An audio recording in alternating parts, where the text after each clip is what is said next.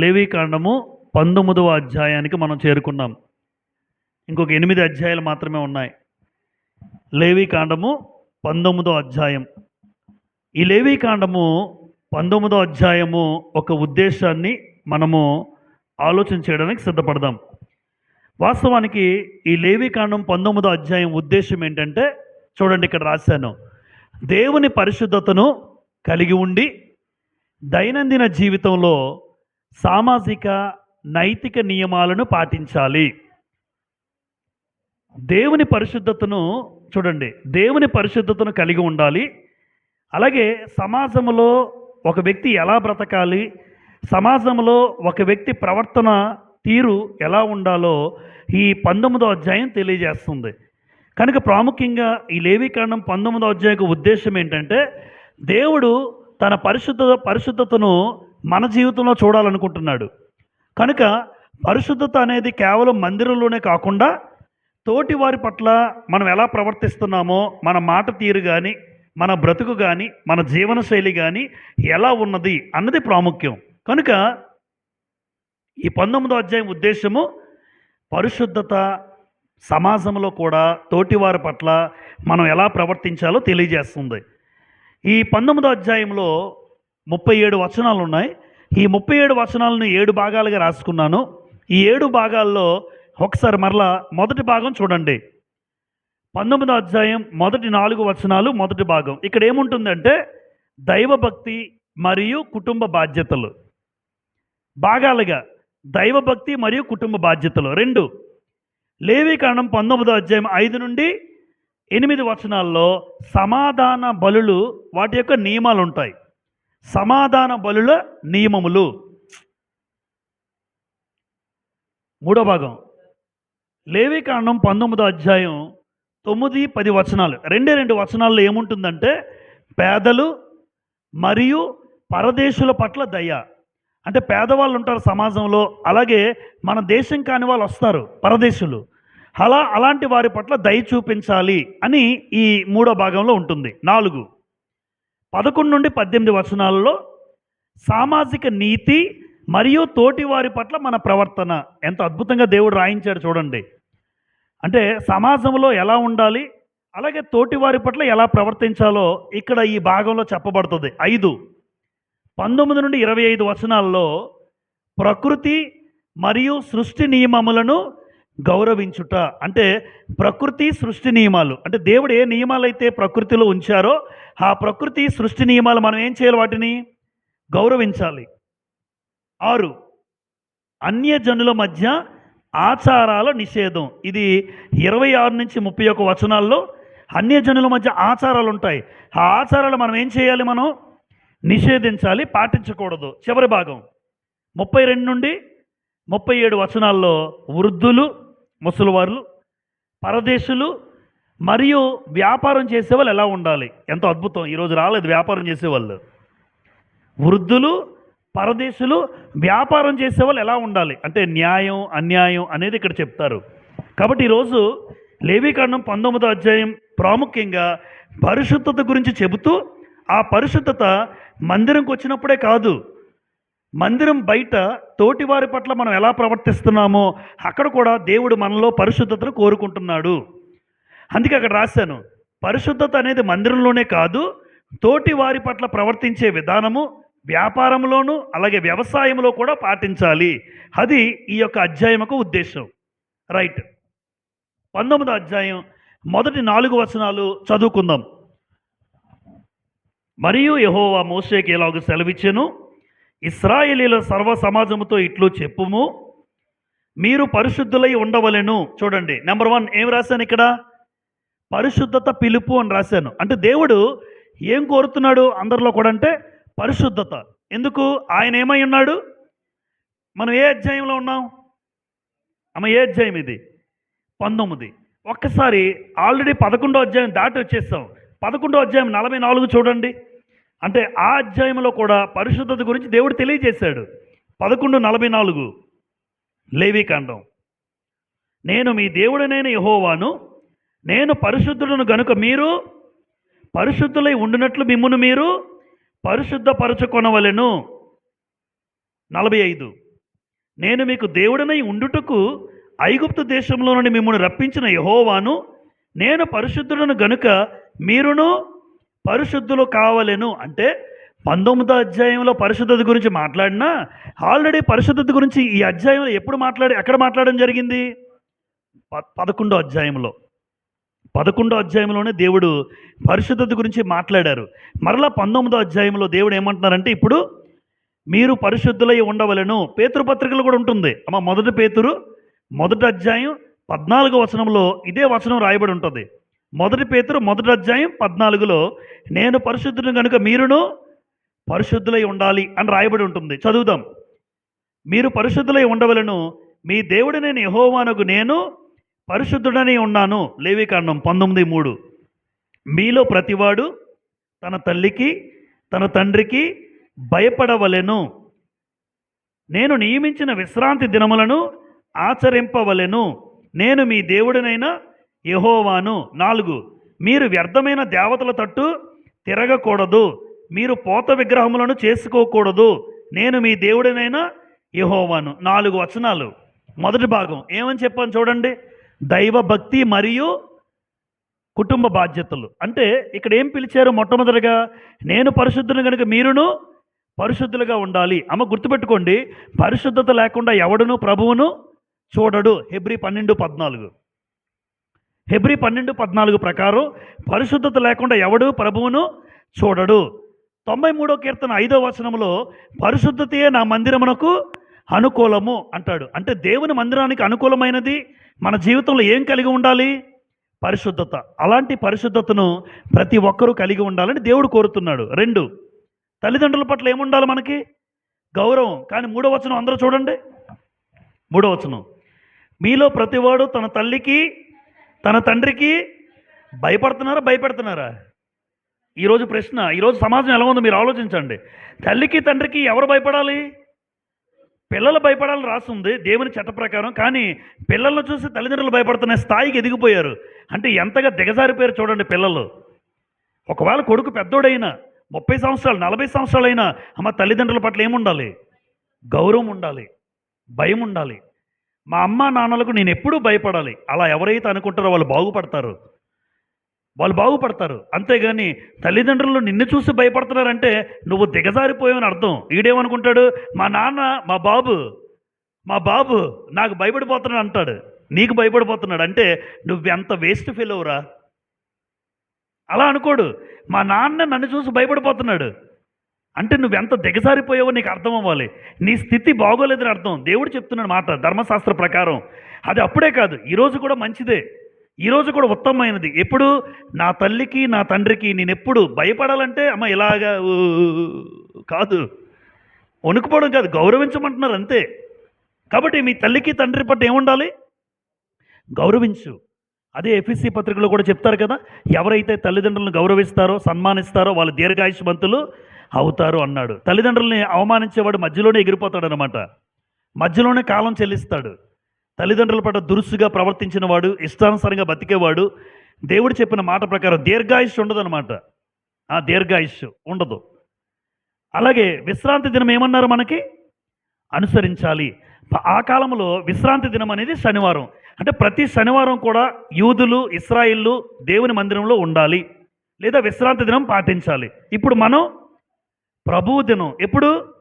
ప్రతి ఆదివారం మనం కూడా ఆ రోజు విశ్రాంతి దినం వాళ్ళు పాటించారు. ఈరోజు నేను ప్రతి ఆదివారం దేవుని సన్నిధిలో ఉండాలి. ఇది తీర్మానం చేసుకోవాలి.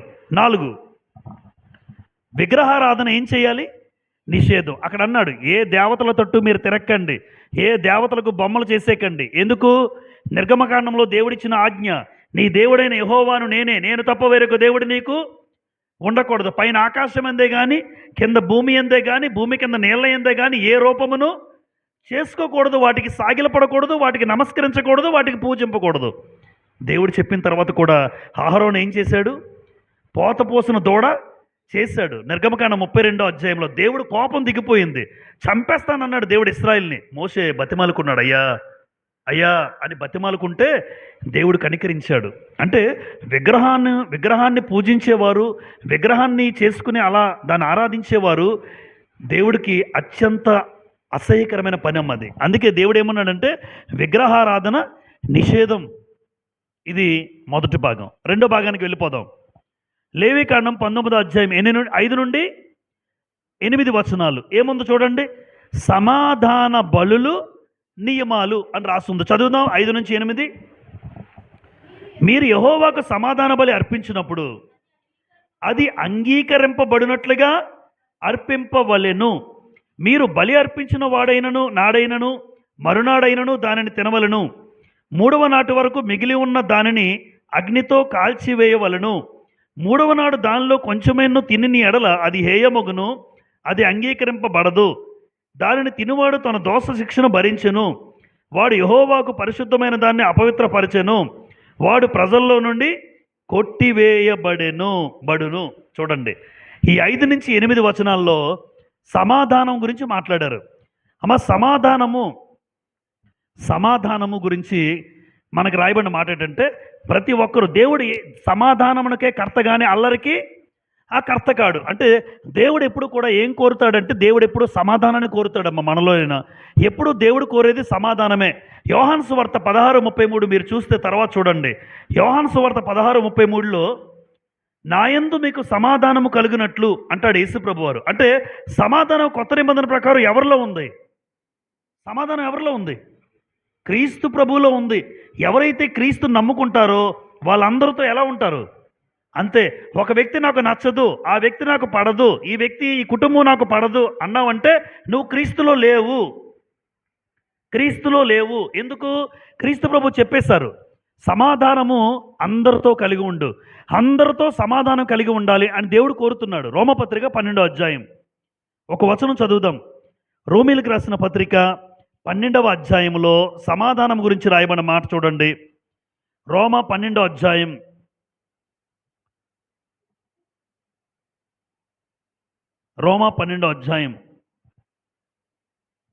18వ వచనములో సఖ్యమైతే మీ చేతనైనంత మట్టుకు సమస్త మనుషులతో సమాధానముగా ఉండుడి. అమ్మ, సమాధానంగా దేవుడే ఉండమని చెప్పాడు. ఇప్పుడు సమాధానం లేదు అంటే నువ్వు క్రీస్తు ప్రభుని నమ్ముకొని వృధా.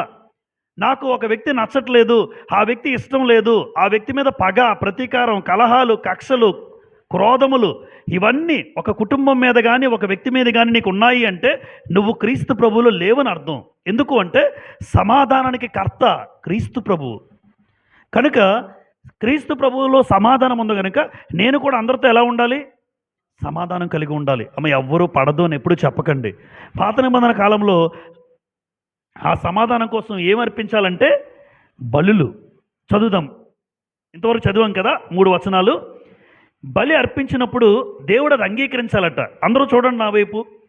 దేవుడు బలి అర్పించినప్పుడు అది అంగీకరించబడేటట్లుగా అర్పించాలి. ఇప్పుడు ఇక్కడ మందిరానికి వచ్చి కూర్చున్నాను, ఆరాధనలో మనం ఉన్నాం అనుకోండి, మనం కానుకేస్తారు. ఉదాహరణ చెప్తున్నాను. వేసే కానుక అంగీకరించబడాలంటే నాకు సంఘంలో ఉన్న అందరితో ఏముండాలి? సమాధానం. ఇప్పుడు పాత నిబంధనలో బలి అర్పించేటప్పుడు సమాధానము, ఆ బలి అర్పించిన తర్వాత సమాధానం ఏర్పడేది. కానీ ఈరోజు క్రీస్తు ప్రభువులో ఉన్న మనము కానుక అర్పించిన దేవుడు నన్ను అంగీకరించాలంటే, మందిరంకి వచ్చి నిన్ను అంగీకరించాలంటే నువ్వు ప్రతి వ్యక్తితో ఏముండాలి? అంతేగాని గొడవలు, మనస్పర్ధలు, వారితో రకరకాలుగా భేదాభిప్రాయాలు, తారతమ్యాలు ఉంటే దేవుడు ఆ ఆరాధన కానీ ఆ బలి కానీ అంగీకరించడు. కనుక సమాధాన బలులు అలాగే ఇక్కడ భోజనం గురించి చెప్పాడు. ఏ రోజైతే బలి అర్పిస్తున్నావో ఆ రోజైనా తినేయాలి, లేదా 2వ రోజైనా తినేయాలి, 3వ రోజుకు ఉండకూడదు. అది దేవుని చట్టం. ఆహారం విషయంలో మొదటి రోజు తినేవచ్చు, 2వ రోజు తినచ్చు. పొరపాటున ఎవరైనా ఆ బలి అర్పించిన మాంసం 3వ రోజుకు ఉంచితే ఆ 3వ రోజు ఎవరైతే తిన్నాడో వాడి సమాజంలోంచి ఏమవుతాడు? కొట్టివేయబడతాడు, అంటే చంపబడతాడు. ఆ వ్యక్తి ఉండడు. అది దేవుని ధర్మశాస్త్ర ప్రకారం నేరం అన్నాడు దేవుడు. కనుక ఎల్లప్పుడూ మనం సమాధానం కలిగి ఉందాం. ఎఫెసీ పత్రిక 2:14 కూడా మీరు రాసుకోండి. ఎఫెసీ 2:14లో కూడా ఏముంటుందంటే ఆయన మన సమాధానం అయ్యుండి అంటాడు. అంటే అన్ని విషయంలో మన సమాధానం ఎవరు అంటే క్రీస్తు ప్రభు. ఈరోజు మనకు దేవునితో సమాధానం ఎవరి వల్ల ఏర్పడిందో చెప్పండి అమ్మ? ఎవరి వల్ల? యేసుక్రీస్తు కనుక లేకపోతే, ఆ మధ్యవర్తి అయిన ప్రభువు మనకు లేకపోతే ఖచ్చితంగా దేవునితో మనకేముండదు? సమాధానం ఉండదు. రోమపత్రిక 5వ అధ్యాయం అంతా ఇలాగే ఉంటుంది. రోమపత్రిక 5వ అధ్యాయంలో క్రీస్తు ప్రభు మన సమాధానకర్త అయి ఉన్నాడు, లేదా యేసు ప్రభు దేవుడికి మనకు మధ్యవర్తిగా మనకు సమాధానాన్ని ఏర్పరిచాడు అని రోమపత్రిక 5వ అధ్యాయం 10వ వచనం నుంచి ఉంటుంది. కనుక సమాధానం అనేది క్రైస్తవ జీవితంలో చాలా ప్రాముఖ్యమైనది. సమాధానం లేకుండా మనము మన జీవితంలో ఏ కార్యక్రమాలు దైవికంగా చేసినా ఆ కార్యక్రమాలు అంగీకరించబడవు. అందుకే ధన్యతల్లో ఒక మాట ఉంది, సమాధానపరచువారు ధన్యులు, వారెవరు? దేవుని కుమారులు అనబడుదురు అన్నాడు. అంటే దేవుని కుమారులు ఎప్పుడు కూడా ఎలా ఉంటారు? సమాధానపరుస్తారు, సమాధానపరుస్తారు, అందరితో సమాధానంగా ఉంటారు. గుర్తుపెట్టుకోండి. నెంబర్ 3, లేవికాండం 19వ అధ్యాయం 9, 10 వచనాలు, రెండు వచనాలు. ఈ రెండు వచనాల్లో పేదలు మరియు పరదేశుల పట్ల దయ. అమ్మ అందరూ విందాం. పేదలు మరియు పరదేశుల పట్ల దయ. ఆ 2 వచనాలు చదువుదాం. ముందు చూడండి, లేవికాండం 19వ అధ్యాయం 9, 10. మీరు మీ భూమి పంటను కోయినప్పుడు నీ పొలం యొక్క ఓరలను పూర్తిగా కోయకూడదు, నీ కోతలో పరిగెని ఏరుకొనకూడదు, నీ ఫలవృక్షంలో తోట పరిగెను కూర్చుకోకూడదు, నీ ఫలవృక్షంలో తోటలో రాలిన పండ్లు ఏరుకోకూడదు. బేదలకును పరదేశులకును వాటిని విడిచిపెట్టవలెను. ఇది అద్భుతంగా జరిగింది రూతు గ్రంథం. దీన్నే బోయజు పాటించాడు. అంటే బోయజుకు లేవికాండం చదివి ఉంటాడా? ఖచ్చితంగా. బోయజు ధర్మశాస్త్ర ప్రకారం నడుచుకున్నాడు. మనం గమనిస్తే ఈ 2 వచనాలు బలంగా ఉంటాయి. అంటే ఒకవేళ తోట మీదే, పంట మీదే, కానీ ఓరలు కొయ్యకూడదు, పరిగెలు మీరు ఏరుకోకూడదు, ఒకవేళ పడిపోయిన ఫలాలు కూడా మీరు పట్టుకోకూడదు. అవన్నీ ఎవరి కోసం అన్నాడు దేవుడు? బేదలు, పరదేశులు. చూసారా, బేదలకు పరదేశులకు పట్ల దయ. అంటే మీ పంట కోతలోనూ మీ ద్రాక్ష తోటల్లోనూ ఒక నియమం పెట్టాడు. ఏంటంటే ఓరలు కొయ్యొద్దు, పరిగెలు ఏరద్దు, పడిపోయిన పళ్ళు ఏమైనా ఉంటే ఏది తీసుకోవద్దు. అవి బేదలకు పరదేశులకు మీరు చూపించేది. బోయజు రూతు గ్రంథం 2వ అధ్యాయం మీరు చాలాసార్లు చదివి ఉంటారు. రూతు గ్రంథం 2వ అధ్యాయంలో బోయజు కూడా తనకున్న పొలములో పనివారి దగ్గరికి వెళ్ళి ఆ రూతు తల్లి ఏదైతే పరిగెలు ఏరుకోవడానికి వచ్చినప్పుడు కూడా అదే చెప్తాడు, మీరు ఆవిడని ఇబ్బంది పెట్టద్దు, మీరు ఆవిడని గద్దించద్దు, ఆవిడ ఏరుకున్నవన్నీ ఏరుకునే, ఎంత తీసుకెళ్తుందో తీసుకెళ్ళనే, మీతో పాటు భోజనం పెట్టండి, ఎవరు కూడా ఆవిడని ఏమీ అనద్దు అని. ఎందుకంటే ఎక్కడో మోయాబు దేశం నుంచి వచ్చింది, పరదేశి, బెత్లెహేం వచ్చింది. కాబట్టి పరదేశిగా మన మధ్యకు వచ్చినటువంటి ఆవిడ ఖచ్చితంగా పరిగెలు ఏ ప్రకారం పాటించాడు చూసారమ్మా? అంటే బోయజు ధర్మశాస్త్రాన్ని పాటించాడు. ఎక్కడా ధర్మశాస్త్రం దేవుడి చట్ట ప్రకారమే నడుచుకున్నాడు. ఆఖరికి తన పొలంలో కూడా బేదల పట్ల దయ చూపించాడు. చూసారా ఎంత అద్భుతం చూడండి. అంటే బోయజు దేవుని కనుదృష్టిలో ఉన్నాడు. అందుకే బోయజును దేవుడు ఏం చేశాడమ్మా? యేసుక్రీస్తు వంశావళిలో దేవుడు చేర్చుకున్నాడు. బోయజు రూతు నుంచే కదా యేసుప్రభు రావడం జరిగింది, తన సంతతిలోంచి, గర్భవాసంలోంచి. కాబట్టి మనము ఇతరుల పట్ల దయ చూపించాలి. మనకున్న దాంట్లో ఉదయం అదే చెప్పాను ఉదయకాల ప్రార్థనలో, దయాదృష్టి దీవెన అని రాశాం. అందులో బోయజు దయాదృష్టి చూపించాడు రూతు మీద. తద్వారా యేసుక్రీస్తు వంశావళిలోనే బోయజు చేరిపోయాడు. ఎంత గొప్ప ధన్యత! ఎప్పుడు మనకున్న దాంట్లో, మనకున్న స్తోమతలో, మనకున్న సామర్థ్యంలో ఏదైనా ఒక వ్యక్తికి నువ్వు చేసిన దయా దృష్టి, ఏదైతే దయతో చూపించావో నీ పట్ల దేవుని దీవెన కురిపిస్తాడు. అది గ్రంథంలో చాలామంది జీవితాల్లో మనం చూడగలం. కాబట్టి పేదలు పరదేశుల పట్ల బోయజు చూపించినటువంటి విధానం, రూతు గ్రంథం 2వ అధ్యాయంలో ఆ చరిత్ర, ఆ పరిగెలు ఏరుకోకుండా, ఆ ఓర్లు కొయ్యకుండా అవన్నీ బేదల కోసం, పరదేశుల కోసం ఉంచాలని ఏ ధర్మశాస్త్ర చట్టం చెప్పిందో ఆ ప్రకారమే బోయజు అన్న వ్యక్తి నడుచుకున్నాడు, భక్తుడు. నెంబర్ 4, లేవికాండం 19వ అధ్యాయం 11 నుండి 18 వచనాలు చదివేద్దాం. ముందుగా చదువుదాం 11 నుంచి 18. చూడండి, నేను మీ దేవుడినైన యెహోవాను,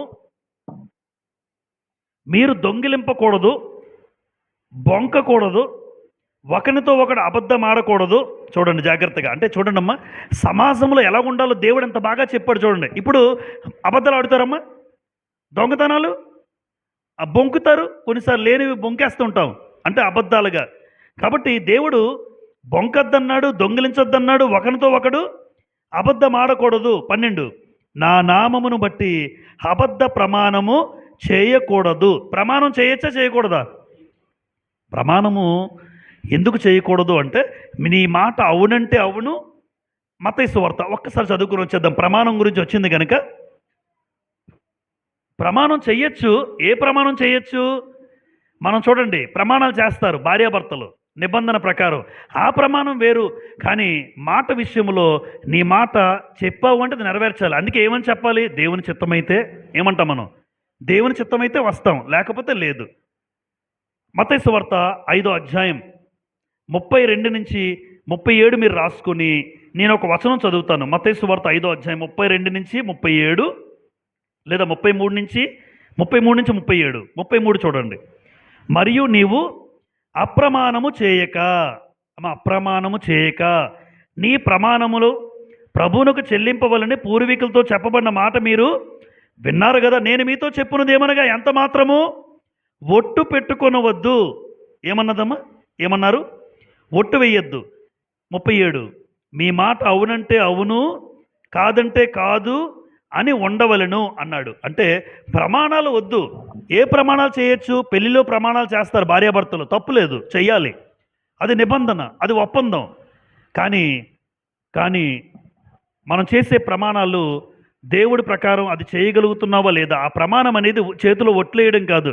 ఒట్టు, అమ్మ మీద ఒట్టు, నాన్న మీద ఒట్టు, ఒట్లేసేస్తుంటారు. అసలు మనం ఒట్టు వేయకుండా ఒకటే అనాలి, నేను చేయగలిగితే చేస్తాను, లేకపోతే లేదు. దాన్ని దేవుని చిత్తం అని మాట్లాడతాం. అందుకే నీ మాట అవునంటే అవును, కాదంటే కాదు. చేస్తానంటే చెయ్యు, లేదంటే చెప్పేసే చేయలేను బ్రదర్, ఒప్పేసుకుందాం. నేను చేయలేను, నేను రాలేను, నా కష్టం, లేదా నేను వస్తాను అంటే వెళ్ళిపోవాలి, నేను చేస్తానంటే చేసేయాలి. అంతేగాని అప్రమాణం చేయొద్దు. నీ మాట అవునంటే అవును, కాదంటే కాదు అన్నాడు. తర్వాత 13 వచనం చూడండి. 13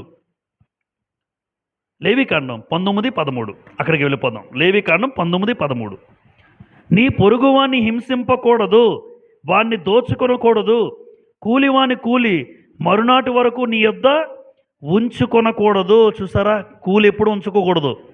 అమ్మ కష్టపడిన వాడు కూలి ఆడ ఆశపడుతూ అమ్మ పనులు ఎందుకు చేస్తారు? ఆ రోజు ఉదయం అంతా కష్టపడి సాయంత్రం ఏదైనా ఇచ్చేస్తారని చూస్తాడు. బయటికి చెప్పకపోవచ్చు, కానీ ఆ డబ్బులు వచ్చేస్తే తన జీవితంలో ఒక ఆనందం. ఏ పని నిమిత్తం ఉద్దేశించి కష్టపడుతున్నాడో మనకు తెలియదు. అందుకే ఎవరైనా కష్టపడిన వాళ్ళకి మాత్రం ఆ రోజు కూలి మన దగ్గర ఉంచుకోకూడదు, అది పాపం అన్నాడు దేవుడు. చూడండి ఆ మాట ఒకసారి. కష్టపడి కూలివాని కూలి మరునాటి వరకు నీ యొద్ద ఉంచుకొనకూడదు. ఇది ఈ రోజుకి మంచిదే, ఇది వాళ్ళకి చెప్పింది కదా అని మీరు అనుకోవచ్చు. ఇది ఈ రోజుకి మంచిదే. మంచిది ఏదైనా మనం తీసుకోవాలి.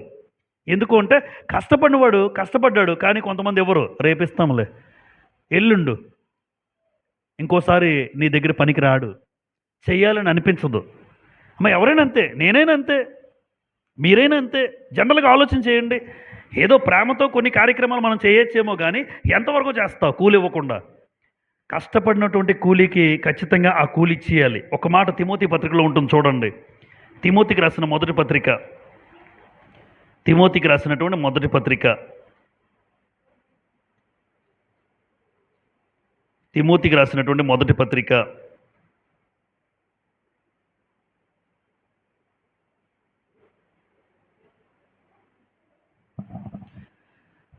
18వ వచనం. మొదటి పత్రిక 5:18. మొదటి తిమోతి 5:18. ఇందుకు నూర్చుడి ఎద్దు మూతికి చిక్కము వేయవద్దు అని లేఖనము చెప్పుచున్నది. మరియు పనివాడు తన జీతమునకు, ఎవరమ్మా? పనివాడు తన జీతమునకు పాత్రుడు. అంటే పని చేసేవాడికి ఏమి ఇచ్చేయాలి? జీతం ఇచ్చేయాలి. పని చేశాడా, కష్టపడ్డాడా, ఆ కూలి రేపన్నావు, ఎల్లుండన్నావు, అది పాపం. డబ్బులు ఉన్నా ఎవరు కొంతమంది ఇవ్వాలనిపించదు, పని మాత్రం చేయించుకుంటారు.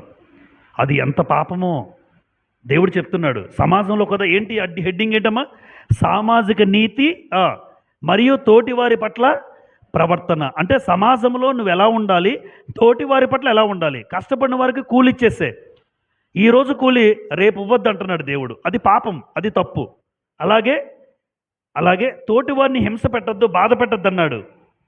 తర్వాత 14, చెవిటి వాడిని తిట్టకూడదు. అమ్మ చెవిటోడిని ఏం చేయకూడదమ్మా అంటే ఆడికి వినబడదని తిట్టేస్తుంటారు. చెవిటోడు కదా వినబడదని. ఏదో కొంతమంది ఇద్దరిని చూస్తాను చదువుకున్నప్పుడు నేను డిగ్రీలో, ఒక మిషన్ పెట్టుకుంటే కానీ వినబడదు, ఆడి దగ్గరికి వెళ్ళి ఆయన తిడుతుంటారు. వీళ్ళు స్నేహితులు తిడుతుంటే ఆడికి వినబడదు కదా, ఏంట్రా అంటున్నావు అంటాడు ఆడు. ఏం లేదు ఏం లేదు, వీళ్ళు నవ్వుకుంటున్నారు, ఆడిని తిడుతున్నారు, వీళ్ళు నవ్వుకుంటున్నారు అంటే చెవిటోడు ఆడికే వినబట్టలేదు, ఏమన్నారా అంటున్నాడు ఆడు, వీళ్ళేమో ఎగతాళి చేసి నవ్వుకుంటున్నారు. దేవుడు చూడండి, చెవిటి వాని పట్ల 14 చెవిటి వాని తిట్టద్దు, గుడ్డివాని ఎదుట అడ్డము వేయకూడదు. కొంతమంది నడుస్తుంటే పడిపోవడం చూస్తారు కొంతమంది. గుడ్డోడికి ఏం పెట్టకూడదు అంటే ఎంత ఎగతాలు చూడు.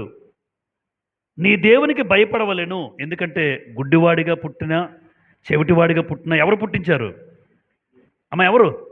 దేవుడే. నిర్గమకాండం 4వ అధ్యాయంలో ఉంటుంది ఆ మాటలు.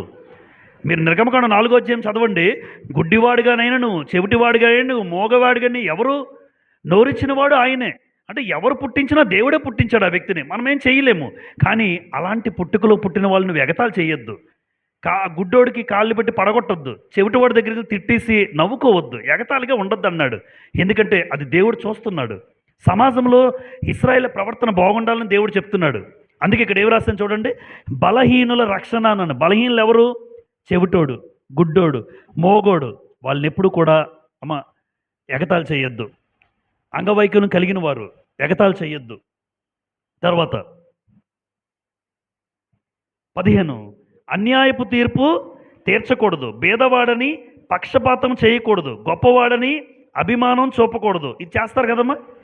భేదవాడని పక్షపాతం, గొప్పవాడని ఏమన్నారు? గొప్పవాడని అభిమానం చూపిస్తారు, భేదోడని పక్షపాతం చూపిస్తారు. యాకోబు రాసిన పత్రికలో ఒక మంచి మాట, ఈ గొప్పవాడు భేదవాడు గురించి యాకోబు రాసిన పత్రిక 2వ అధ్యాయం చూడండి. యాకోబు రాసిన పత్రిక 2వ అధ్యాయం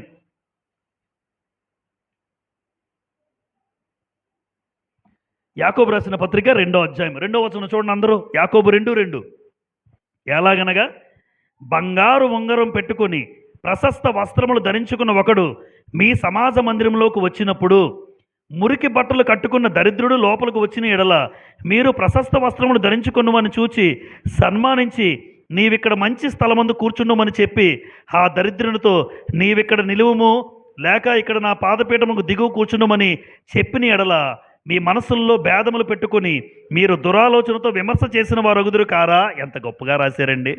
అక్కడే చెప్పాడు, భేదవాడని గొప్పవాడిని. గొప్పవాడికేమో అభిమానం చూపిస్తారట, భేదోడికేమో పక్షపాతం. అరే కూర్చోరండి ఇక్కడ, నీకెందుకు కుర్చీ అని అనేవాళ్ళు ఎవరైనా ఉంటే అది పాపం.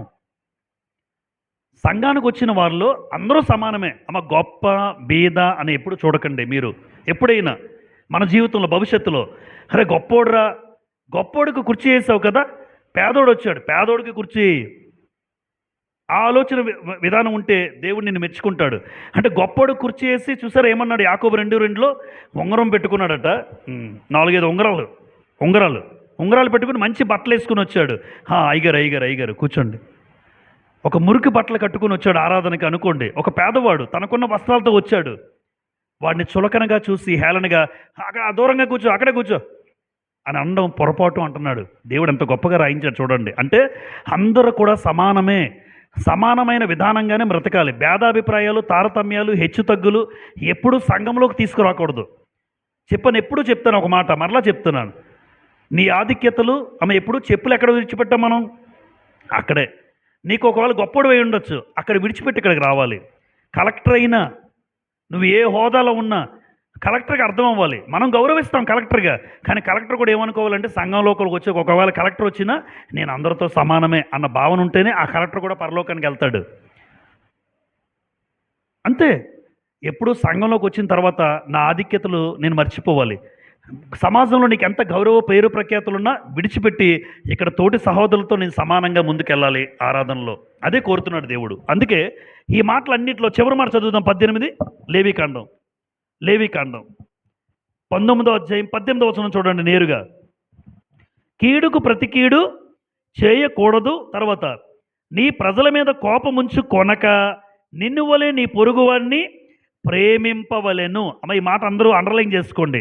నిన్ను వలె నీ పొరుగు వారిని ప్రేమించవలెను అని లేవీకాండం 19వ అధ్యాయం 18వ వచనంలో రాయబడిన ఈ మాట మత్తయి సువార్త 22:37 చూడండి ఒకసారి.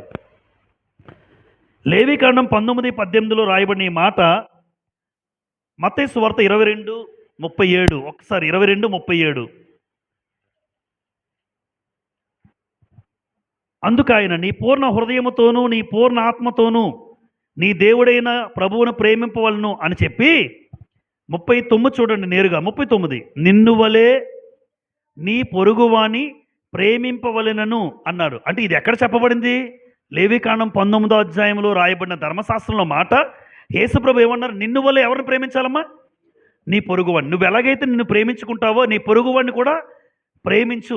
అమ్మ, ప్రేమించడంలో ఏముందంటే, ప్రేమిస్తే దేవుడు మీ మధ్య ఉంటాడు. ప్రేమ లేనివాడు దేవుణ్ణి ఎరగడు. చాలామంది తోటి కనబడుతున్న సహోదరుని ప్రేమించలేడు కానీ దేవుని ప్రేమిస్తానని చెప్తాడు. కనబడుతున్న సహోదరుని ప్రేమించలేడు కానీ దేవుని ప్రేమిస్తాడంటారే, నువ్వు అబద్ధికుడురా అన్నాడు దేవుడు. మీరు యోహాన్ రాసిన మొదటి పత్రిక తర్వాత చూడండి. యోహాన్ రాసిన మొదటి పత్రిక 4వ అధ్యాయం 20వ వచనం మీరు తర్వాత రాసుకొని చూడండి. మొదటి యోహాను 4:20. ఎదురుగా కనబడుతున్నటువంటి సహోదరుని ప్రేమించలేని నువ్వు కనబడిన దేవుని ప్రేమిస్తున్నావు అంటే నువ్వు అబద్ధికుడు అన్నాడు. నువ్వు అబద్ధం ఆడుతున్నావు, తప్పు. అలా ఉండకూడదు. నిజంగా నువ్వు సహోదరుని ప్రేమిస్తే నన్ను ప్రేమించినట్లే అన్నాడు దేవుడు. కనుక ఇక్కడ రాయబడిన ప్రతి మాట మీరు గమనించండి. సత్యము, న్యాయము, బలహీనుల పట్ల రక్షణ, అలాగే న్యాయం చేసేవాడు దేవుడు. ఆయన ఎప్పుడూ న్యాయం కోరుకునేవాడు. ద్వేషము లేని ప్రేమ. ప్రేమలో ఏముండదు? ద్వేషం ఉండకూడదు. అమ్మ, ఎప్పుడూ తోటివారిని ప్రేమిద్దాం. మనల్ని ఎవరైనా ద్వేషించినా మనం ప్రేమిద్దాం. అదే దేవుడు కోరుతున్నాడు. అలాగే న్యాయం అనేది ఎప్పుడూ పాటించాలి. సామెతల గ్రంథం 11:1 చూడండి. సామెతల గ్రంథం 11:1లో దేవుడు న్యాయం గురించి మాట్లాడుతూ సామెతల 11:1లో ఇలా రాయబడి ఉంది. దొంగ త్రాసు యెహోవాకు హేయము, సరైన గుండు ఆయనకు ఇష్టము. 16వ అధ్యాయం సామెతలు, 16వ అధ్యాయం సామెతలు 10వ వచనం, 11వ వచనం, 2 వచనాలు. సామెతలు 16, దేవోక్తి పలుకుట రాజు వశము, న్యాయము విధించుట యందు అతని మాట న్యాయము తప్పదు. 11, న్యాయమైన త్రాసును తూనిక రాళ్ళు యెహోవా యొక్క ఏర్పాటు. అంటే దేవుడు ఎప్పుడు న్యాయాన్ని ప్రేమించేవాడు. ఆయన న్యాయవంతుడు. ఆయన న్యాయవంతుడు కనుక ప్రజల్లో కూడా ఏం జరగాలని కోరుకున్నాడు? ఇశ్రాయేల్లో మీరు న్యాయమే జరిగించండి, అన్యాయం అనేది రాకూడదు, అబద్ధాలు ఆడొద్దు, పొరుగువాడిని హింసించొద్దు, పొరుగువాడి దగ్గర బాధ పెట్టొద్దు, చెవిటోడిని, గుడ్డివాడిని, అంగవైకల్యం కలిగిన వారిని ప్రేమించండి, వారిని హేళన చెయ్యొద్దు, వారిని దూషించొద్దు. అలాగే ద్వేషము లేని ప్రేమ మీలో నేను చూడాలి అని దేవుడు కోరుతున్నాడు. 5వ భాగం లేవికాండం 19వ అధ్యాయం 19 నుండి 25 వచనాలు. ప్రకృతి మరియు సృష్టి నియమములను గౌరవించుట. అంటే సమాజంలో దేవుడు సృష్టించిన సృష్టి యావత్తు, ఈ ప్రకృతి యావత్తు కూడా దేవుడు ఏం కోరుతున్నాడంటే, ఈ ప్రకృతిలో ఉన్నటువంటి నియమములు, ఈ సృష్టిలో ఉన్నటువంటి నియమములు మీరు గౌరవించాలి. 19వ వచనం, లేవికాండం 19వ అధ్యాయం 19వ వచనం. మీరు నా కట్టడలను ఆచరింపవలెను, నీ జంతువులను ఇతర జాతి జంతువులను కలయనీయకూడదు, నీ పొలములో వేరు వేరు జాతుల విత్తనములు చల్లకూడదు, బొచ్చును నారయు కలిసి బట్టను వేసి కొనకూడదు. బా, ఎంత అద్భుతమండి. అంటే మన జంతువులు వేరే జంతువులతో ఏమవ్వకూడదు? కలవకూడదు. నీ పొలంలో వేరు వేరు జాతుల విత్తనాలు ఏమన్నాడు? వేయకూడదు. అమ్మ, ఇదంతా ఉద్దేశం ఒకటే. ఏం కోరుకున్నాడు దేవుడు? చూడండి ఇక్కడ, ప్రత్యేకత. ఒక ప్రత్యేకమైన జీవిత విధానం కలిగి ఉండాలి. ఆ ప్రత్యేకత గురించి ఏమన్నాడంటే, నీ జంతువు ఆ జంతువు కలవకూడదు. లోకంలో ఉన్న జంతువులు మన దగ్గర పెంచుకున్న జంతువులు కలవకూడదు. అలాగే వాటి విషయంలో ఏమంటాడంటే, మన జంతువులు వాటి జంతువులతో కలవకూడదు. అలాగే ప్రత్యేకత దేవుడు కోరుతున్నాడు ఎప్పుడు. క్రైస్తవులు కూడా అమ్మ, లోకం నుంచి మనం ఏమైన వారమే, ప్రత్యేకింపబడిన వారమే. అందుకే చీకటికి వెలుగుకు పొత్తుంటుందా? విశ్వాసికి అవిశ్వాసికి పాలెక్కడిది అంటాడు. నీతికి దుర్నీతికి ఏమి సాంగత్యం అంటాడు. క్రైస్తవులకి లోకస్తులకి సంబంధ బాంధవ్యాలు ఉండవు. ఎలా ఉంటాయి? కూరగాయల మార్కెట్కి వెళ్ళినప్పుడు ఎలా ఉంటాం మనం? మార్కెట్కి వెళ్ళాం అనుకోండి, ఆవిడ అమ్ముతుంది, నేను తీసుకున్నాం, అంతే అంతే. అంతకు మించి ఆవిడ మన మీద ప్రభావం చూపించలేదు. అమ్మిందా, కొన్నామా లేదా, తీసుకొచ్చామా లేదా, అంతే.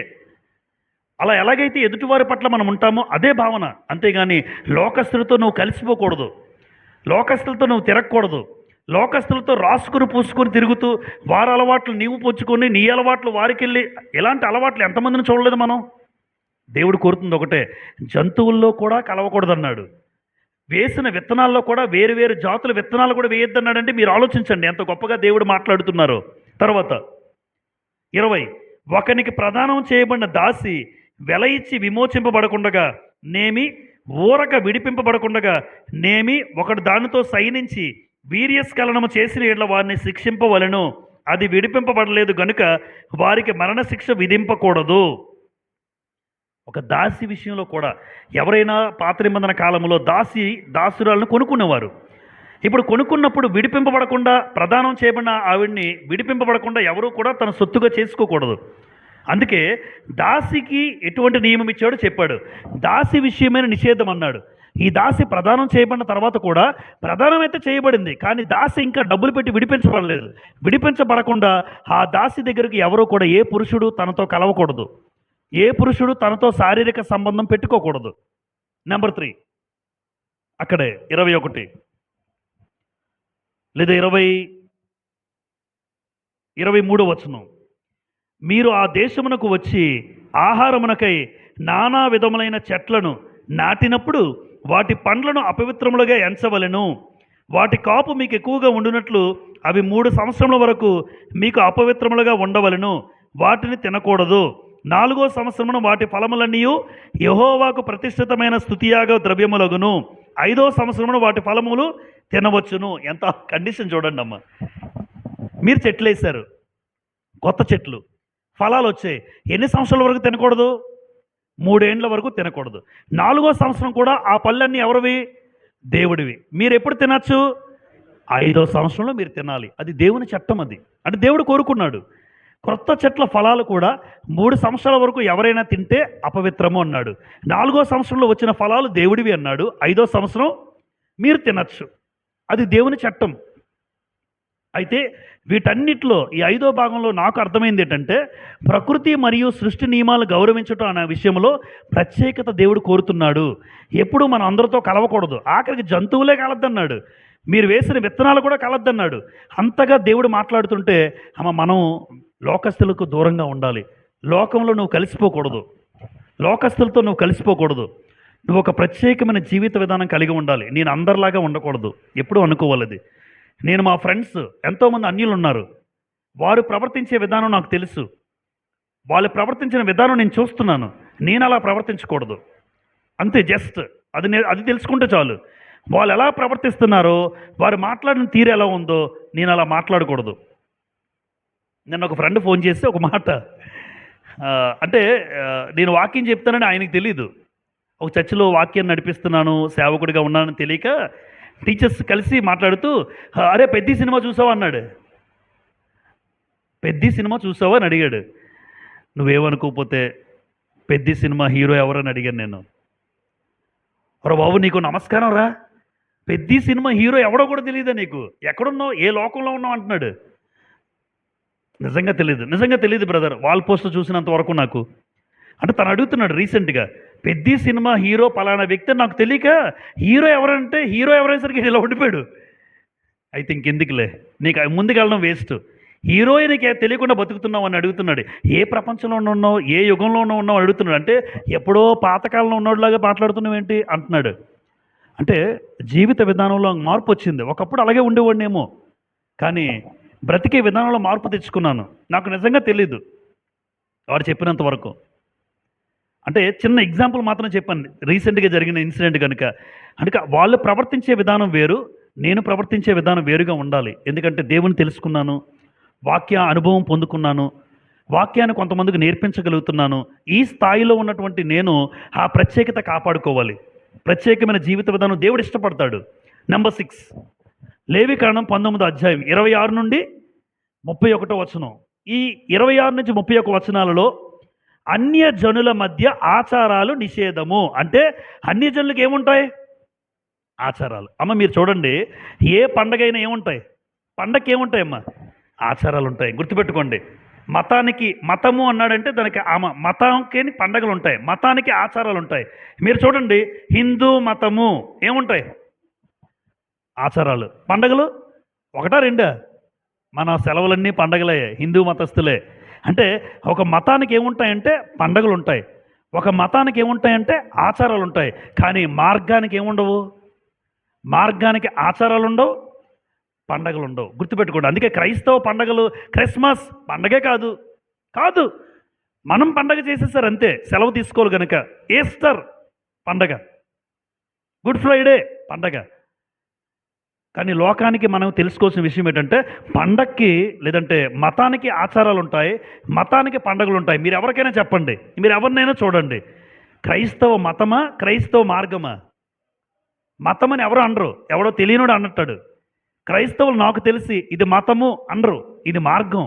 దేవుడు కూడా బైబిల్ గ్రంథంలో ఏముంటుంది, ఇది మార్గం అని రాశాడు. ఈ మార్గము అంటాడు, ఈ మార్గము. అపోస్తలుల గారి 9వ అధ్యాయం మీరు చూస్తే, ఈ మార్గం ముందున్న సౌలు వెళ్తుంటాడు దమస్క మార్గంలో. ఆ మార్గం ముందున్న స్త్రీలను పురుషులను చంపుతున్నాడు, హింసిస్తున్నాడు సౌలు గారు.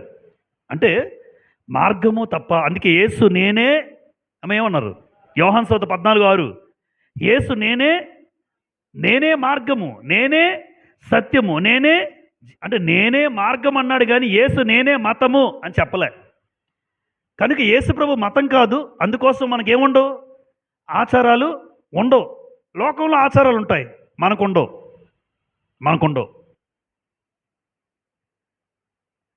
సోమవారం, మంగళవారం, బుధవారం. సోమవారం మంగళవారం అమావాస్యట, స్కూల్కి రాలేదు ఎవరు పిల్లలు. ఏంట్రా రాలేదని నేను అడుగుతున్నాను. అంటే ఒకే ఒకడు వచ్చాడు స్కూల్కి. వాళ్ళు అంటున్నారు అమావాస్య అండి, బుధవారం పర్వాలేదట, అమావాస్య వెళ్ళిపోయింది. నేను ఆ హిందూ పిల్లలే అడిగాను పిల్లల్ని, అరే మీరు ఎందుకురా రాలేదంటే వాళ్ళు చెప్తున్నారు, సార్ సోమవారం అమావాస్య, మంగళవారం తగులు మిగులు ఉందట సార్ అంటున్నాడు 5వ తరగతి పిల్లలు. తగులు మిగులు, సోమవారం మంగళవారం మేము రాలేదు సార్ అన్నాడు. అందుకే బుధవారం మా అమ్మాయిలు పంపించేస్తారన్నారు. నాన్న సోమవారం మంగళవారం యాక్సిడెంట్ అయితే ఇంట్లో ఉంటావా, హాస్పిటల్కి వెళ్తావా నాన్న అడిగాను. అదేంటి సార్ హాస్పిటల్కి వెళ్తాం, ప్రాణం పోతుంది సార్ అన్నాడు. అదేంట్రా మంచి రోజు కదా, మంచి రోజు కాదు కదా, హాస్పిటల్కి వెళ్ళకూడదు అన్నాను నేను. ఆ విషయంలో చెల్లదు సార్ అంటున్నాడు. అంటే తనకు తెలిసిన ఆలోచన. సో నన్ను సోమవారం స్కూల్కి రాలేదు, మంగళవారం స్కూల్కి రాలేదు, సోమవారం మంగళవారం అమావాస్య యాక్సిడెంట్ అయితే, రక్తం పోతూ ఉంటే ఇంట్లోనే ఉంచుతారా, హాస్పిటల్కి వెళ్తారా? అంటే జనరల్గా ఆచారాలు మనుషులు పెట్టుకున్నవి అంతే. కనుక ఇక్కడ అన్య జనుల మధ్య ఆచారాలు మనం పాటించకూడదు. ఒక మాట చదువుకుందాం, 26 చూడండి. 26, రక్తము కూడినది ఏదియు తినకూడదు. ఇది మనం ఆల్రెడీ చదువుకున్నాం. రక్తముతో కలిగింది ఏది మనం ఏం చేయకూడదు, ఎప్పుడు తినకూడదు. ఎందుకు? రక్తము దేహానికి ప్రాణం, అది ప్రాణాన్ని నిలబెట్టేది. శకునములు చూడకూడదు, మంత్రయోగములు చేయకూడదు. శకునాలు చూడకూడదు, ముహూర్తాలు చూడకూడదు, మంచి రోజులు చూడకూడదు. ఇది క్రైస్తవ్యం, దేవుడు నేర్పిస్తున్న పద్ధతి. ఎప్పుడు శకునాలు చూడకండి. ఆఖరికి చాలామంది క్రైస్తవులు కూడా బుధవారం వచ్చారు. నాకు తెలిసిన ఇద్దరు పిల్లలు, వాళ్ళు బుధవారం వచ్చారు, వాళ్ళు రాలేదు. మీరు క్రైస్తవ పిల్లలు వాక్యం తెలియక. శకునాలు చూడకూడదు, మంత్ర ప్రయోగాలు చేయకూడదు.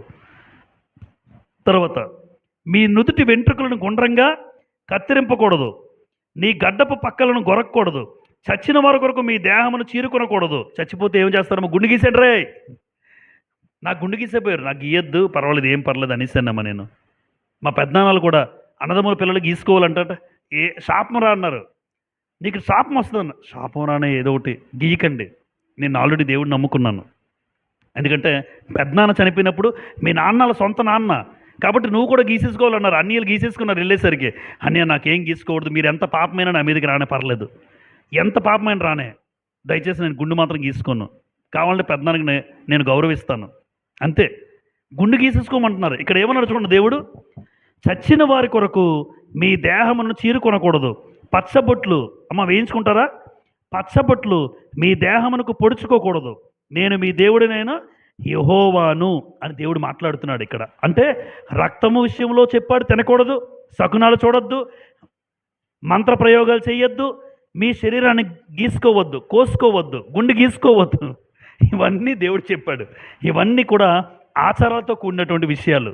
కాబట్టి ఎట్టి పరిస్థితుల్లో కూడా ఇవి చేయకూడదు. మీకు ఒక విషయం చెప్తాను, కొత్త నిబంధనలో మంత్రాలు ఇంకా ఈ బాణామతి, చేతబడి ఇలాంటి మంత్రగాళ్ళు మనకు కనబడుతుంటారు అక్కడక్కడ. అపోస్తలుల కార్యాలు 19వ అధ్యాయం ఒకసారి తెరవండి. అక్కడ అక్కడ ఏం జరిగిందంటే ఎఫ్ఎస్సి సంఘము ఏర్పాటు అవడానికి గొప్ప కారణం, ఎఫ్ఎస్సి అనే పట్టణంలో ఇలాంటి మంత్రగాళ్ళు చాలామంది ఉన్నారట. కానీ ఆ మంత్ర విద్యలు ఏం చేశారో మీరు ఒకసారి ఆ వచనం చూడాలి. అపోస్తుల కార్యములు 19వ అధ్యాయం చూసేద్దాం. అపోస్తుల కార్యములు 19వ అధ్యాయం. ఈ మంత్ర విద్య అభ్యసించే వాళ్ళు ఏం చేశారో చూడండి. 19వ అధ్యాయం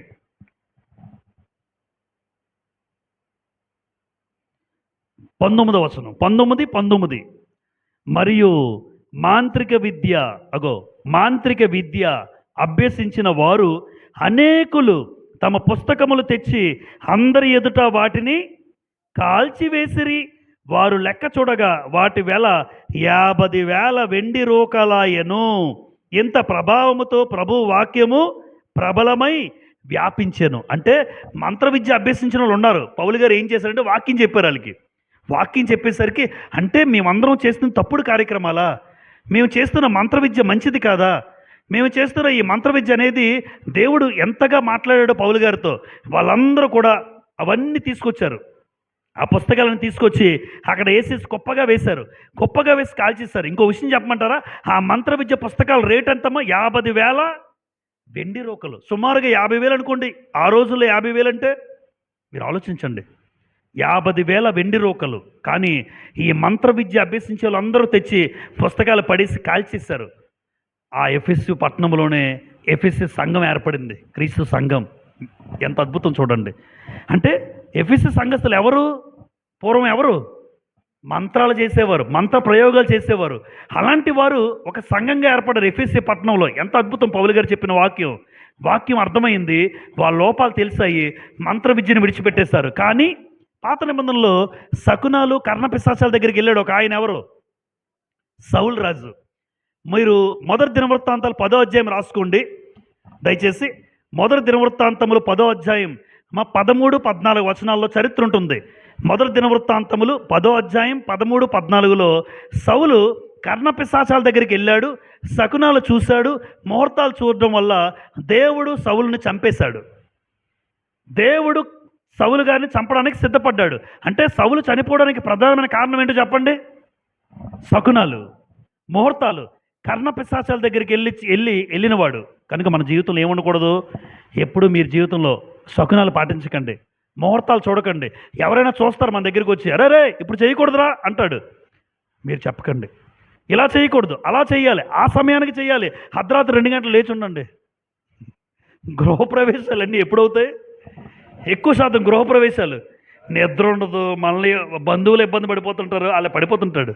వాళ్ళేమో 2:30 గెట్టారు తెల్లవారి, అప్పుడే యజ్ఞం చేయాలి, అప్పుడే ధూపం వేయాలి. లేదంటే ఆవులు గేదెలు అప్పుడే బెదరు, ఆవును కూడా అప్పుడే పేడ వేస్తారంట, ఇంట్లో పేడ వేయాలి మళ్ళీ. అది అంటే ఇవన్నీ ఉంటాయి. అంటే వాళ్ళ ఉద్దేశాన్ని బట్టి చేసుకోవచ్చు.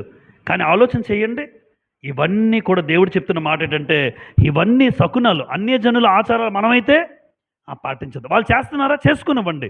ఎవరిని తిట్టకండి, ఎవరిని ఉద్దేశపూర్వకంగా మాట్లాడకండి. కానీ మనకు తెలిసింది మాత్రం అన్యజనులు చేస్తున్న ఆచారాలు మనమైతే పాటించుకోండి. చివరి భాగం 19వ అధ్యాయం 32 నుంచి 37. వృద్ధులు, పరదేశులు మరియు వ్యాపారంలో ఎలా ఉండాలి చివరిగా చెప్పి ముగిస్తాను నేను. వృద్ధులు మొట్టమొదటిగా ఎవరు? వృద్ధులు. లేవికాండం 19వ అధ్యాయం 32. ఈ మాట చాలాసార్లు చెప్తాను నేను. లేవికాండం 19:32. తల నెరిసిన వాని ఎదుట లేచి ముసలివాని ముఖమును గణపరిచి నీ దేవునికి భయపడవలెను, నేను యెహోవాను. అంటే పెద్దల పట్ల మీరు ఎలా ఉంటున్నారమ్మా? ఒకవేళ పెద్దవారు, అత్తయ్య, మామయ్య, నాన్న, అమ్మ, మనకన్నా పెద్దవాళ్ళు, అలాంటి వారు వచ్చినప్పుడు మనం గౌరవించగలుగుతున్నామా కనీసం వారిని? దేవుడు అన్నది ఏంటంటే పెద్దల పట్ల గౌరవం కలిగి ఉండు. మోషే ఏం చేశారు? నిర్గమకాండం 18:7లో ఇత్రో వస్తున్నాడు మామయ్య వస్తుంటే మోషే ఏమయ్యాడమ్మా? ఎదురెళ్ళి మామయ్య వందనం, మామయ్య నీకు వందనం అని మొట్టమొదటిగా ఎదురెళ్ళి వందనం చేసింది ఎవరు? మోషే చేశాడు. మామయ్యకి గౌరవించాడు. అంటే పెద్దల పట్ల మనం ఎప్పుడు గౌరవం కలిగి ఉండాలి. ఈరోజు ఆ గౌరవం కనబడదు చాలామంది దగ్గర. ముసలోడు వచ్చినా కనీసం లేచి సీట్ ఇవ్వరు, పెద్దవాడు వచ్చినా సీట్ ఇవ్వలేరు, మనమే కూర్చోవాలి అన్న భావన ఉంటుంది ఎక్కడైనా. సమాజంలో ఉండొచ్చేమో కానీ మనకు దేవుడు నేర్పించిన నీతి ఏంటంటే నీకన్నా పెద్దవారు, నీకన్నా అనుభవం కలిగిన వారు, నీకన్నా ముసలివారు, నీకన్నా వయసులో పెద్దటువంటి వాళ్ళు ఎవరినైనా మనం ఆ తల నెరిసింది కదా, తల నెరిసిన వాని ఎదుట నువ్వు లేచి ఆయన గణపరచు. అది దేవుడికి నువ్వు భయపడినట్టు దేవుడు అది కోరుతున్నాడు. అందుకే ఇత్రో వస్తుండగా మోసే వాస్తవానికి ఇద్దరిలో ఎవరు గొప్పవాళ్ళంటే నాయకుడే. మోసే గొప్పవాడే కానీ వయసులో చిన్నవాడు. వయసులో చిన్నవాడైన ఇత్రో మామను గౌరవించాడు. అమ్మ చాలామంది అల్లుళ్ళకి చెప్పాను, మీకు గుర్తుందో చాలాసార్లు చెప్పాను. మా నాన్న ఇంటికి వచ్చిన కోడలు ఏం చేయాలనుకుంటానమ్మా నేను? గౌరవించాలి. మా అమ్మని మా ఇంట్లో అడుగుపెట్టిన కోడలు గౌరవించాలి. అంటే మా తల్లిదండ్రులకు ఏదైతే గౌరవాన్ని నువ్వు కోరుకుంటున్నావో ఆ అవతల ఆవిడ వచ్చింది మీ ఇంట్లో అడుగుపెట్టిందే, ఆవిడకి తల్లిదండ్రులు ఉంటారు కదా, ఆవిడికి తల్లిదండ్రులు కూడా నీకు దయచేసి నీకు కూడా తల్లిదండ్రులు లాంటి వాళ్ళే కదా, మరి వాళ్ళకి నువ్వు గౌరవం ఇవ్వరు. మామయ్యకి అసలు చాలా చులకన, అత్త అంటే ఇంకా చులకన, ఎందుకంటే పిల్లనిచ్చారు కదా నీకు కోరుండి. అంటే అత్త మామల పట్ల నీకు గౌరవం ఉండదు, మీ ఇంటికి వచ్చి అడుగుపెట్టిన కోడలు మాత్రం మీ అమ్మా నాన్నలు గౌరవించాలి. ఇది ఎక్కడ న్యాయం? అందుకే మోషేకి ఎగ్జాంపుల్గా చూపించి మామయ్యకి ఎదురెళ్ళాడు చూడు, మామయ్యకి ఎదురెళ్ళి వందనం చేశాడు. మరి నేను ఎలా ఉంటున్నాను? మా అమ్మా నాన్నలకు ఏ గౌరవం అయితే కోరుకుంటానో నాకు వచ్చిన భార్య వాళ్ళ తల్లిదండ్రులకు కూడా అదే గౌరవం నేను ఇవ్వాలి. అదే న్యాయం, అది దేవుని చట్టం. తల నెరిసిన వాని ఎదుట లేచి నిలబడాలి, గౌరవించాలన్నాడు. తర్వాత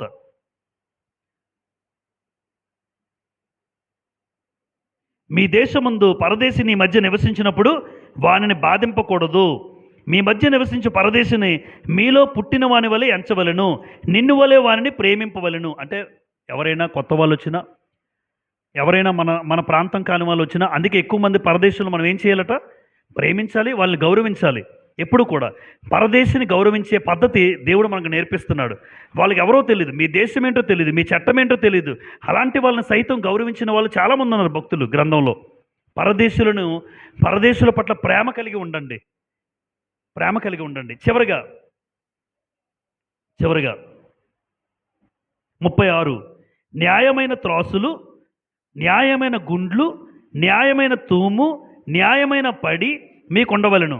నేను ఐగుప్తు దేశంలో నుండి మిమ్మల్ని రప్పించిన మీ దేవుడినైనా యెహోవాను. అంటే వ్యాపారంలో కూడా దేవుడు ఏముండాలన్నాడమ్మా? న్యాయం ఉండాలి. మీరేది చేసినా వ్యాపారంలో కూడా దేవుడు న్యాయాన్ని చూస్తాడు. అన్యాయంగా చేసేవాళ్ళు ఉంటారు. 50కి 50, 100కు 100, 200కు 200, 250కి 250, 500 అయిందంటారు చేసింది. కనీసం నువ్వు వెళ్ళిన 250 అయింది, 300 వేసుకో, ఒక 50 రూపాయలు నీ ప్రయాణ ఖర్చులు, ఒక 60 రూపాయలు, అంతేగాని డబల్స్ త్రిబుల్స్. ఇది క్రైస్తవ చట్ట ప్రకారం, దేవుని చట్ట ప్రకారం. క్రైస్తవుల విషయంలో దేవుడు ఏమంటున్నాడంటే ఇది తప్పు, ఇది అన్యాయం. వ్యాపారంలో కూడా నిజాయితీగా న్యాయంగా మనం ఉండాలి. అందుకే లేవీకాండం 19వ అధ్యాయం ఏమన్నామమ్మా? పరిశుద్ధత గురించి మాట్లాడుతూ అలాగే తోటివారి పట్ల ఎలా ప్రవర్తించాలి, వ్యాపారం చేసే విధానంలో ఎలా ఉండాలి, అలాగే పొరుగువారి పట్ల ఎలా ఉండాలి, పరదేశుల పట్ల ఎలా ఉండాలి, ఇవన్నీ కూడా దేవుడు మాట్లాడుకుంటూ వచ్చాడు. ఒక న్యాయ విధానం నేర్పించాడు ఇశ్రాయేలుకి. కనుక దేవుని పరిశుద్ధతను కలగడమే కాకుండా మన దైనందిన జీవితంలో సమాజంలో ఉంటాం కనుక పరిశుద్ధత అనేది మందిరంలోనే కాదు, తోటివారి పట్ల నేను ఎలా ప్రవర్తిస్తున్నాను, ఎలా మాట్లాడుతున్నాను అనేది కూడా చాలా ప్రాముఖ్యమన్నాడు. దీన్ని 7 భాగాలుగా మీరు చూస్తారు. దేవుని చిత్తమైతే మనం లేవీకాండం 20వ అధ్యాయం వచ్చే వారం చూడగలం.